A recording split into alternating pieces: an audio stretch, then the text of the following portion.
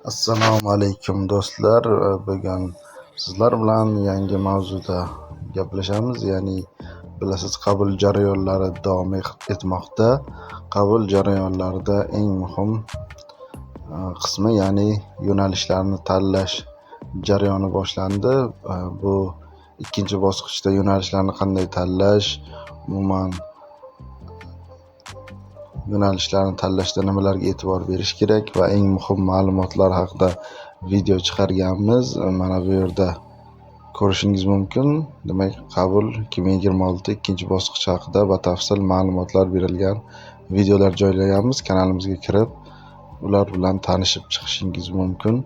Bundan tashqari, demak, bugungi videomizda biz qabul jarayonlarida umuman biz qaysi yo'nalishlarni tanlaganimiz ma'qul, qaysi biz o'zimiz tanlagan fanlarga mos yo'nalishlar tanlash maqsadga muvofiq bo'ladi. Mana shular haqida gaplashib o'tamiz. Demak, buning uchun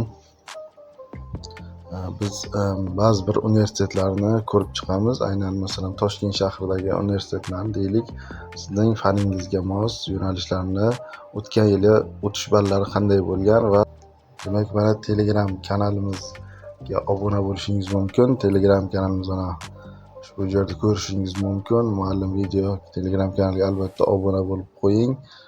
1000 dan oshiq obunachi bor. Bu yerda eng asosiy mavzular bo'yicha ma'lumot berib o'tamiz va mana shu kanalga hozirgi yo'nalishlarni o'tish ballari sahifasini tashlab qo'yamiz. Undan tashqari har bitta fanlarga mos yo'nalishlar, eng past balli yo'nalishlar haqida ham ma'lumotlar berib boramiz. Umuman qabul jarayonlari haqida mana shu yerda kerakli ma'lumotlar va bu yerda har qanday.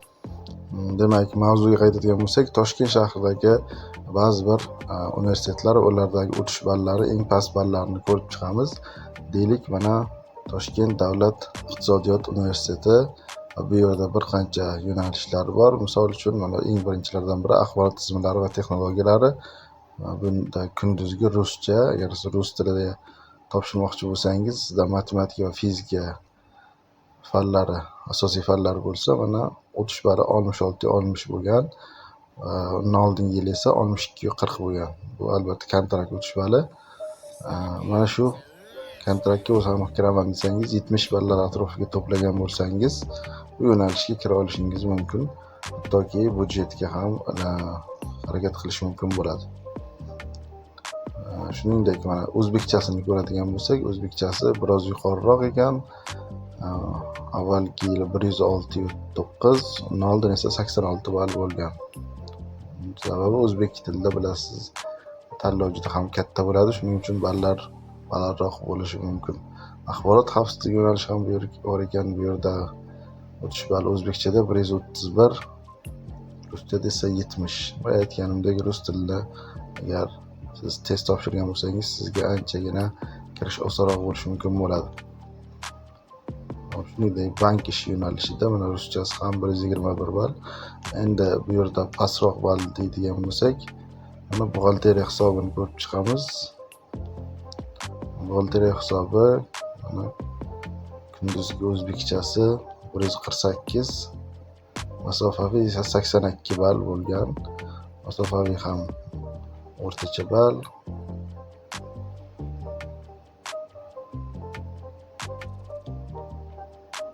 Mana boshqa yo'nalishlarni ham yana ko'rib chiqsak bo'ladi.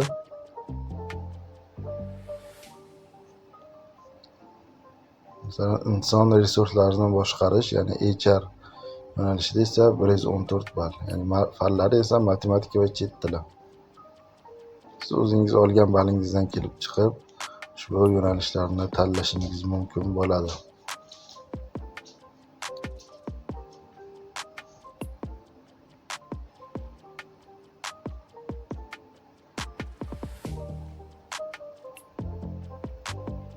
Logistika yo'nalishida 116 ball bo'lgan. Marketing yo'nalishi bor, mana menejment yo'nalishi. Umuman iqtisodiyot universitetini bilasiz. Juda ham tanlov yuqori, shuning uchun ballari ham o'zgarishi, yuqori ballar bo'lishi tabiiy holat. Logistika yo'nalishi masofaviyda esa 65.5 ball. kirishga juda ham mos. Kunduzgisi esa 116-70. Aynan mana shu masofaviy yo'nalishlarda ballar pastroq bo'lishi mumkin. Mana yangi sun'iy intellekt yo'nalishi faqat bu yerda matematika va fizika fanlari bo'lishi kerak ekan. Unda o'tish bali 91.5.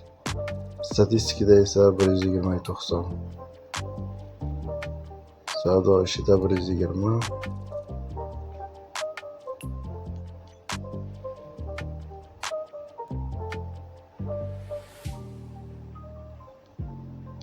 Turizm yo'nalishi masofaviyda 78-90. Masofaviyda ham o'qib ana shunday diplom olishingiz mumkin, lekin ballari ancha pastligini ko'rishingiz mumkin. Kunduzgida esa balandroqligi 109 bo'lgan, 115, 126 holatda ekanligini ko'rishingiz mumkin.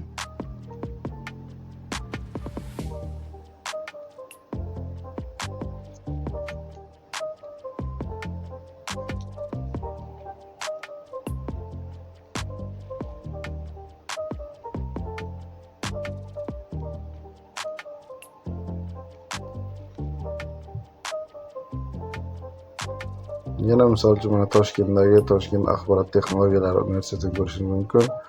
Amaliy matematikada 118 ball.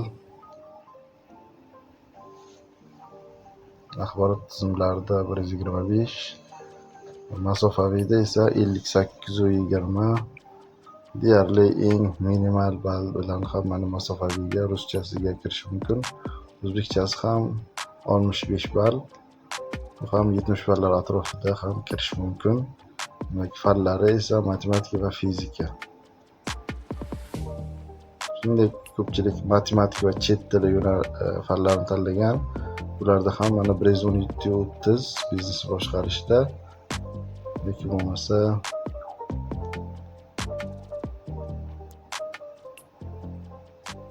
info kommunikatsiya injineringi, matematika va fizika fanlar tanlagan bo'lsa 88-30 ekanligini ko'rishimiz mumkin bo'ladi.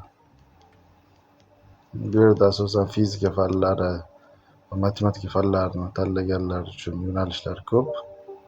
Ya'ni matematika, fizika, bu yerda kiber xavfsizlik injineringi yuqoriroq 163.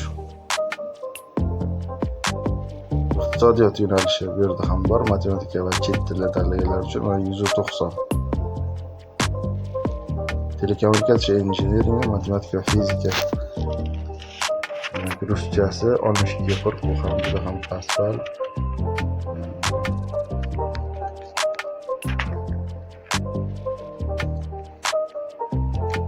Televizion texnologiyalar, matematika, fizika mana 73.5 ball. Kunduzgi o'zbek tilida tanlashingiz mumkin. Mana 70 dan oshgan 80 ballar atrofida o'tish bali prognoz qilish mumkin.